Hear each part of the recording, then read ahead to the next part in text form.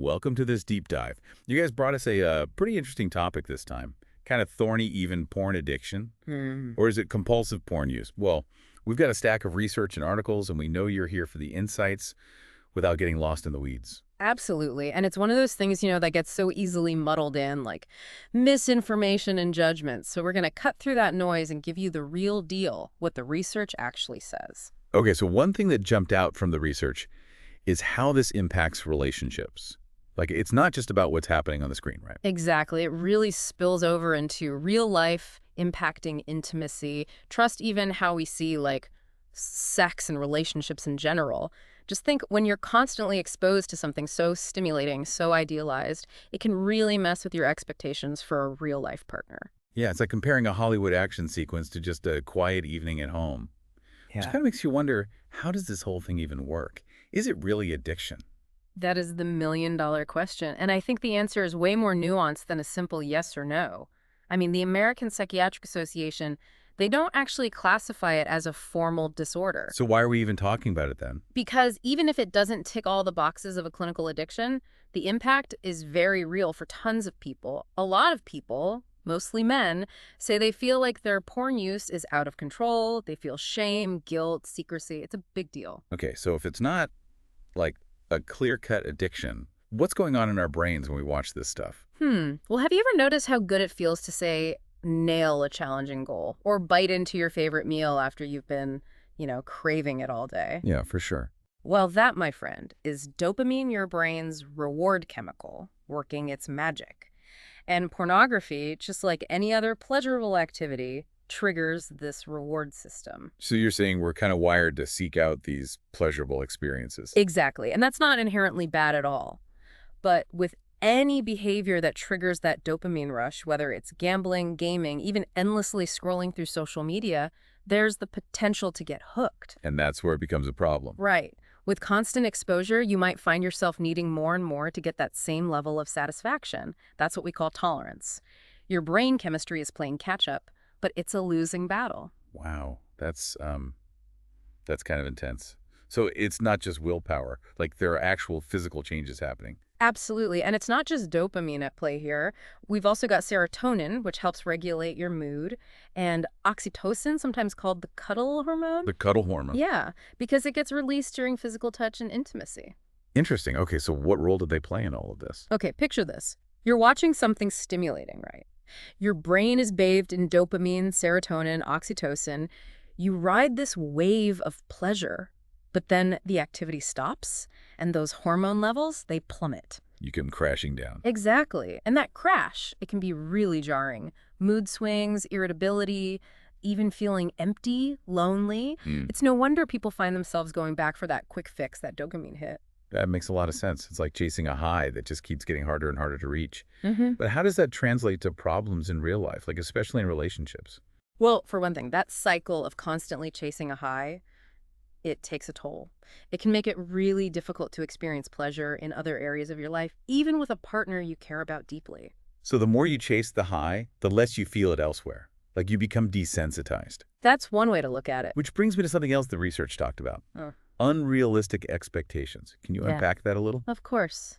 You see, pornography often shows a very distorted view of sex and intimacy. You've got these airbrushed bodies, perfectly scripted scenarios, instant gratification. It's also streamlined. But real life intimacy, it's messy, it's vulnerable, and it takes real effort, real communication. It's not always pretty or easy. Yeah, I can totally see how that disconnect between like the fantasy and the reality can really cause some problems. Exactly. It's like expecting a gourmet meal every single night when all you're used to is fast food, right? Yeah. It can lead to disappointment, frustration, and even the sense of like, am I not enough? And that goes both ways for Yeah. both partners. And that's not even touching on the whole secrecy and shame thing that often comes with this, right? Oh, you're absolutely right. When someone feels ashamed of their porn use, they start hiding it. And that creates this distance and distrust in the relationship and that lack of open communication. Super damaging. It's like building a wall brick by brick between you and your partner. Wow, yeah, that's a really good analogy. And then there's the impact on sexual desire itself. Right. The research did mention that, but I'd love to hear you kind of dig into that a bit more. Sure, sure. So the research, it talks about how constant exposure to this highly stimulating content can actually lead to, get this, a decrease in libido or even difficulty, getting aroused in real life situations. Wow, so it's like your brain gets so used to that instant gratification and the intensity that real life just can't compete. Exactly. It's like, think about it like overstimulating your taste bugs with crazy spicy food all the time. Eventually, those milder flavors, they just don't even register anymore. Yeah, yeah. And this obviously can lead to challenges in the bedroom, right? Which creates this vicious cycle that fuels those feelings of shame and inadequacy even more. Okay, so let's say someone's listening to this right now and they're like, "Oh, crap, that's me." What then? What can they do about it? That's the million-dollar question.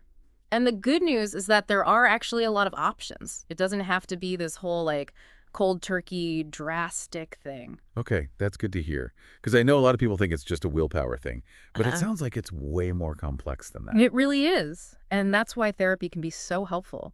It gives you this safe, supportive space to explore these behaviors and develop healthier ways to cope. Speaking of therapy, the research did mention a couple of specific types, CBT and ACT. Can you walk us through those? Yeah, for sure. So, CBT, or cognitive behavioral therapy, it helps you identify and then challenge those negative thought patterns that can fuel those compulsive behaviors. So, like if someone's always telling themselves, ugh, I'm never going to break free from this, CBT would give them the tools to actually challenge that belief.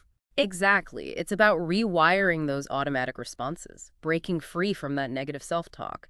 And then there's ACT, which stands for Acceptance and Commitment Therapy. Okay, so how is ACT different from CBT?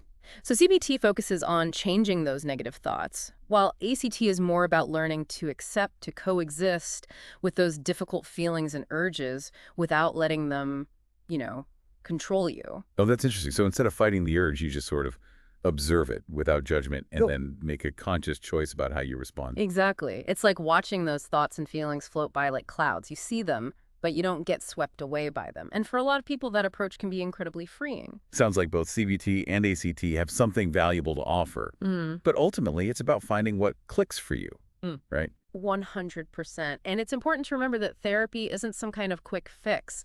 It's a journey of self-discovery and growth.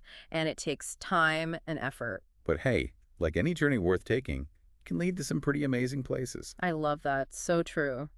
And in addition to therapy, there are also support groups like Sex Addicts Anonymous that provide that sense of community, that shared experience, which can be so powerful. There really is something to be said for knowing you're not alone in this. Absolutely. It's incredibly validating and empowering to connect with people who get it. Yeah. It's a good reminder that recovery is absolutely possible and there's always hope for a brighter future. Yeah, it's huge. Just knowing there are others who get it. Yeah, It makes a world of difference. totally. And it reminds us that, hey, asking for help, that's not weakness, that's strength. It takes courage to reach out. Absolutely. Now, before we wrap up, I wanted to circle back to something you mentioned earlier, medication. Is that something that's commonly used when dealing with, like, compulsive porn use? Yeah, it's a common question. And it's a little tricky. I mean, there's no magic pill, right? But sometimes medication can help address other underlying things like mental health stuff that might be feeding into those behaviors.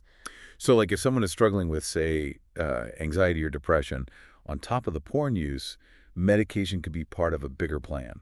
Exactly. It's not about masking the behavior itself, it's about getting at the root causes, creating a more stable foundation for recovery. Right, treating the whole person, not just this one thing. Yes. And that brings us back to something really important. This isn't about judging anyone, right? It's not about shame, it's about understanding. Understanding how our brains work, how society influences us, and how all those personal experiences come together. It's complicated. It really makes you think about how we as a society approach pleasure, intimacy Hmm. in this digital age. Like Yeah. we have access to this constant stream of stimulating content, and it's got to be affecting us, our brains, our relationships. 100%. It's like we're in this totally new world and we're all just trying to figure it out as we go. It brings up so many questions about how we navigate this, like how do we educate young people about healthy sexuality when they're surrounded by all these unrealistic portrayals? How do we support people who are struggling to find that balance? It's a lot, but I think this deep dive has given us a much clearer picture, don't you think? Absolutely. And if there's one thing I hope you take away from this, it's that awareness is key. Being aware of the Hmm. potential risks, understanding how our brains get wired, and knowing that there's help out there if you need it, that's powerful stuff. So well said. It's about taking back control, you know, making those choices about your relationship with pleasure, both online and offline. Yes. And remembering you're not alone in that. This has been an incredible deep dive. Thank you so much for your insights today. My pleasure. And to everyone listening, we hope this deep dive has given you plenty to think about. And remember, in a world that often feels like it's moving at a million miles an hour, taking the time to really understand yourself, your relationship with pleasure, that's a gift to yourself and to everyone around you. Mm. Until next time.